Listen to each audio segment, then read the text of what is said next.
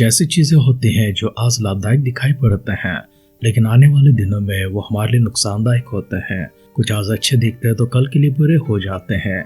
कुछ आज हमारे प्रयोजन के लिए होते हैं तो कल के दिन वो हमारे लिए निष्प्रयोजक बन जाते हैं। इनमें से अधिकतर गलत होते हैं और बुरे होते हैं।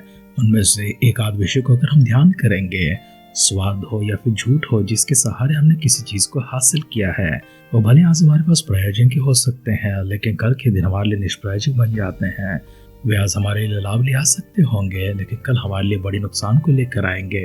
कुछ ऐसी चीजें होती हैं जो आज हमारे लिए दुखदायक होती हैं, नुकसानदायक होती हैं, आज हमारे लिए निष्प्रयोजक दिखाई पड़ते हैं, लेकिन आने वाले कल के दिनों में वे हमारे काम के होते हैं, हमारे प्रयोजन के होते हैं, हमारे लाभ के होते हैं, हमारी खुशी के होते हैं, हमारी आनंद के होते हैं। और ये सारी चीज़ें अच्छी होती हैं, भली होती हैं, सच्चाई की होती हैं, सीधाई की होती हैं। इसलिए इंसान को कोशिश करना चाहिए कि वो हमेशा सही राहों पर चलते रहे, सीधी राहों पर चलते रहे। हमारी दिन इतिहास के पहले ग्रंथ में राजा दाऊद के साथ उनके वृत्तांतों के विषय में चल रही है। कुछ बातों को हमने कल के ध्यान में भी देखा है। आज हम किसी और बात को आगे बढ़ाते हैं। राजा दाऊद के किसी पराक्रमी कार्य को देखते हैं और साथ ही साथ राजा दाऊद ने कैसे अपने स्वाद को दिखाकर मुख्य स्थानों पर अपने आसपास अपने बेटों को बिठाया है। वे तो आज के लिए प्रयोजन के लिए दिखाई पड़ते हैं, लेकिन आने वाले कल के लिए वे सब निष्प्रयोजक बन जाते हैं। उनमें से राजा सुलेमान के अलावा उनके बाद में राजगद्दी के ऊपर कोई भी सही प्रकार से या फिर सीधी प्रकार से परमेश्वर का अभिषेक को प्राप्त करता हुआ लंबी समय के लिए नहीं टिक पाते हैं। राजा सुलेमान को भी देखते हैं। आरंभ के उनके दिन बहुत अच्छे थे, लेकिन अंत के दिनों के जाते समय वे परमेश्वर से दूर हो जाते हैं, ऐसे गलत काम कर देते हैं, ऐसे गलत विचारों में पड़ जाते हैं और परमेश्वर को छोड़कर अन्य देवताओं की आराधना करने में गिर जाते हैं। इसलिए हमें ध्यान देना चाहिए, कभी स्वार्थी होकर किसी को कोई भी स्थान नहीं देना चाहिए, चाहे वो हमारे अपने हो सकते हैं, अपने संतान हो सकते हैं या फिर कोई और भी हो सकते हैं। अगर किसी की काबिलियत है, किसी में क्षमता है, किसी में हुनर है, वहाँ उस स्थान पर बैठने की उनकी योग्यता है और काम करने की क्षमता और शक्ति उनमें है, ऐसे व्यक्तियों को जिम्मेदारी देना चाहिए। हमारी दिन में आगे बढ़ने से पहले आइए अपने आप को परमेश्वर के हाथों में समर्पण करेंगे, सिरों को झुकाएंगे, आंखों को बंद करते हुए हम सब निस्वार्थ मन के साथ चलाए जाने के लिए, सच्ची राहों पर चलाए जाने के लिए पवित्र आत्मा का अभिषेक परमेश्वर हमारे ऊपर डलते हुए, हमसे बातें करते हुए, अपने सही राहों पर चलाते हुए हमें प्रायोजक इंसान बनाने के लिए सिरों को झुकाएंगे, आंखों को बंद करेंगे, मिलकर छोटी सी प्रार्थना करेंगे। अनुग्रहकारी पिता परमेश्वर, आपके अनुग्रह के लिए, आपकी दया के लिए, आपकी सहायता के लिए, आपकी मदद के लिए, आपकी प्रेम के लिए और आपकी ज्ञान और समझ के लिए दुआ करते हैं।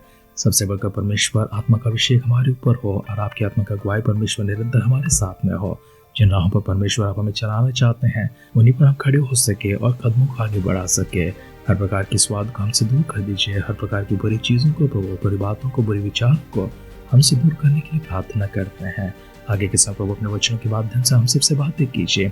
सारी महिमा, गौरव, आदर, सम्मान प्रभु आप प्राप्त करने के लिए दुआ करते हुए हमारे उद्धारकर्ता हमारे प्रभु यीशु मसीह के नाम से इस प्रार्थना को मांगते हैं। सुन और कबूल कर पिता। आमेन, आमेन, आमेन। आध्यात्मिक जीवन की दैनिक खुराक सुन रहे हमारे सारे प्रिय श्रोताओं को, परमेश्वर के प्रिय भक्तगणों को प्रभु यीशु मसीह के नाम में प्यार भरा जय मसीह की सुप्रभातम और शुभोदय कहते हुए हम सबका मनपसंद ध्यान केंद्र आध्यात्मिक जीवन की दैनिक खुराक में और इस नए दिन में आप सबका स्वागत करते हैं। हमारे ध्यान इतिहास की पहली ग्रंथ 18वां अध्याय में चल रही है। उसके पहला वचन से पढ़ते हुए हमारे ध्यान को आगे बढ़ाएंगे। इसके बाद दाऊद ने फलिस्तियों को जीतकर अपने अधीन कर लिया और गांव समेत गत नगर को फलिस्तियों के हाथ से छीन लिया। फिर उसने मोआबियों को भी जीत लिया और मोआबी दाऊद के अधीन होकर भेंट लाने लगे। फिर जब सोबा का राजा हदरेजर परात महानद के पास अपने राज्य स्थिर करने को जा रहा था, तब दाऊद ने उसको हमाद के पास जीत लिया और दाऊद ने उससे 1000 रथ, 7000 सवार और 20,000 प्यादे हर लिए।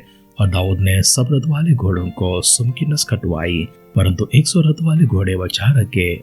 और जब दमिश्क के अरामी सोबा के राजा हदरेजर की सहायता करने को आए, तब दाऊद ने अरामियों में से 22,000 पुरुष मारे। तब दाऊद ने दमिश्क की अराम में सिपाहियों की चौकियां बैठाई। सो अरामी दाऊद के अधीन होकर भेंट ले आने लगे और जहाँ जहाँ दाऊद जाता वहाँ यहोवा उसको जय दिलाता था। और हदरेजर के कर्मचारियों के पास जो सोने की डाले थे उन्हें दाऊद लेकर यरूशलेम को आया। और हदरेजर के तिब्बत और कोना नाम नगरों से दाऊद बहुत सा पीतल ले आया और उसी से सुलेमान ने पीतल के हौदे और खंभों और पीतल के पात्रों को बनवाया। जब हमाद के राजा तो ने सुना कि दाऊद ने सोबा के राजा हदरेजर की समस्त सेना को जीत लिया है, तब उसने हदोराम नाम अपने पुत्र को दाऊद राजा के पास उसका कुशल क्षेम पूछने और उससे बधाई देने को भेजा, इसलिए कि उसने हदरेजर से लड़कर उसे जीत लिया था, क्योंकि हदरेजर तो उससे लड़ा करता था। और हदोराम सोने चांदी और पीतल के सब प्रकार के पात्र लिए हुए आया। इनको दाऊद राजा ने यहोवा के लिए पवित्र करके रखा, और वैसे ही उस सोने चांदी से भी किया जिसे सब जातियों से अर्थात एदोमियों, मोआबियों, अम्मोनियों, फलिस्तियों और अमालेकियों से प्राप्त किया था। फिर सरूया के पुत्र अबीशै ने लोन की तराई में 18,000 एदोमियों को मार डाला, और उसने एदोमी सिपाहियों की चौकियां बैठाई, और सब एदोमी दाऊद के अधीन हो गए। और दाऊद जहाँ जहाँ जाता था वहाँ वहाँ यहोवा उसको जय दिलाता था। दाऊद सारे इसराइल पर राज करता था, और वो अपने सब प्रजा के साथ न्याय और धर्म के साथ काम करता था। और प्रधान सेनापति सरूया का पुत्र योआब था। इतिहास का लिखने वाला अहीलूद का पुत्र यहोशाफात था। प्रधान याजक अहीतूब का पुत्र सादोक और अबीतार का पुत्र अबीमेलेक थे। मंत्री शबशा था। करेतियों और पकेतियों का प्रधान यहोदाया का पुत्र बनाया था, और दाऊद के पुत्र राजा के पास मुखिया होकर रहते थे। इतिहास का पहला ग्रंथ 18 अध्याय का पहला वचन से लेकर आखिरी वचन तक जब हम पढ़कर सुनते हैं, हमारे इस पठन में हम इस प्रकार से देखा है, जहाँ जहाँ दाऊद जाया करता था परमेश्वर उसके संग होकर उसके साथ जाया करता था, और जितने भी युद्ध उसने किए हैं उन सब में परमेश्वर उसकी सहायता करते हुए उसे जय दिलाया था। चाहे वो अम्मोनियों के विरोध में हो, मोआबियों के विरोध में हो, फलिस्तियों के विरोध में, एदोमियों के विरोध में, अमालियों के विरोध में भी है। जितने भी राज्यों के ऊपर दाऊद ने चढ़ाई की है, जितने भी राजाओं के विरुद्ध उसने लड़ाई की है, परमेश्वर उतने राज्यों में भी और उतने राज्यों के विरुद्ध लड़ाई में दाऊद का साथ देते गए हैं और उसे जय दिलाते गए हैं। इस प्रकार दाऊद ने बहुत से नगरों को जीत लिया, बहुत से शहरों को जीत लिया, बहुत से राज्यों को जीत लिया है, और जितने भी राजाओं को उसने अपने अधीन में कर लिया था वे सब भेंट लाया करते थे। कोई सोना, कोई चांदी, कोई पीतल ले आया करता था, और कोई तो बधाई देने के लिए और दाऊद का साथ देने के लिए भेंट लाया करते थे। हमाद के राजा ने अपने पुत्र हदोराम को भेंट के साथ में राजा दाऊद से मुलाकात करने, उसे बधाई देने के लिए जब भेजा था, जितने पीतल वो वहां से लेकर आया था उसी पीतल से सुलेमान ने हौदे बनाई थी, और जितनी भी वस्तु वहां से आई थी उन सबको यहोवा के भवन के लिए उसने अलग करके रखा था। इतना ही नहीं, उसने उन्हें पवित्र कर रखा है, चाहे वो सोना हो, चांदी हो या फिर पीतल ही क्यों ना हो, सभी को परमेश्वर के लिए अलग करता हुआ, उन्हें प्रतिष्ठित करता हुआ उन्हें पवित्र किया है।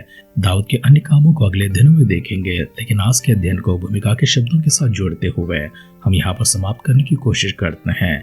याजकों को खड़ा किया है, सेनापतियों को खड़ा किया है, मंत्रियों को खड़ा किया है, और अपने आसपास रहने वाले मुख्य स्थानों पर उसने अपनी बेटों को खड़ा किया है।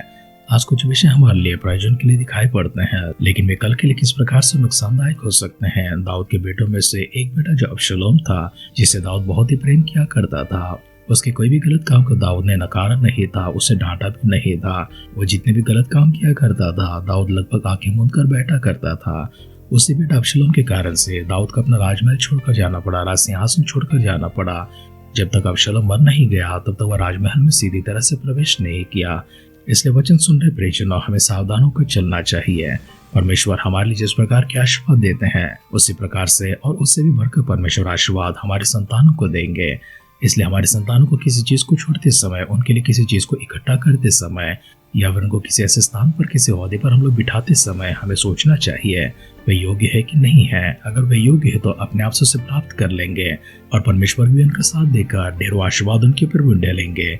जैसे परमेश्वर ने हमें बरकतें दी है वैसी बरकतें उनके ऊपर भी लेकर आएंगे। जिस तरह से अच्छे स्थानों पर हमें बिठाए हैं उससे भी अच्छे स्थानों को परमेश्वर हमारी संतानों को भी बिठाएंगे। इसलिए परमेश्वर के हाथों में सभी को छोड़ देंगे। हमारा भरोसा केवल परमेश्वर है, इसलिए अपने आप को उनके हाथों में समर्पण करते हुए सिरों को झुकाएंगे, आंखों को बंद करेंगे, छोटी सी दुआ करेंगे। अनुग्रहकारी पिता परमेश्वर, इन शब्दों के लिए फिर से एक बार आपकी स्तुति करते हैं।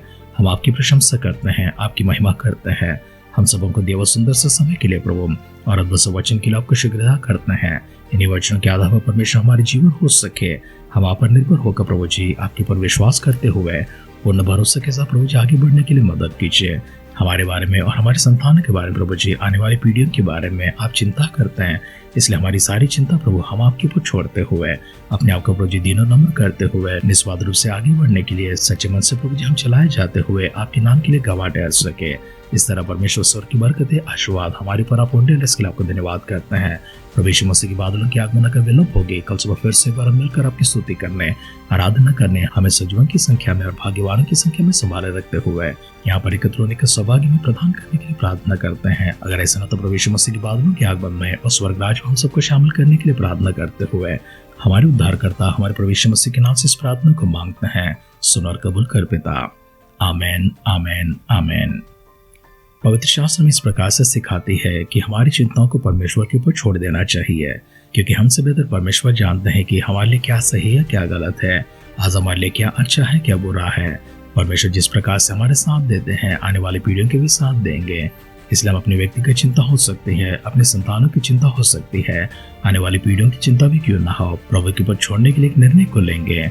ऐसा करने के लिए परमेश्वर पवित्र आत्मा का अभिषेक आपके ऊपर उंडेले और परमेश्वर के स्वर्गीय दान हमेशा आपके साथ में हो। हमारी इस दुआ और कामना के साथ आज के ध्यान के पर समाप्त करते हैं। आप सुनते रहिए, सुनाते रहिए आध्यात्मिक जीवन की दैनिक खुराक। कल फिर मिलेंगे। अपना ख्याल रखिए, अपनों का ख्याल रखिए, दूसरों का भी ख्याल रखिए। God bless you.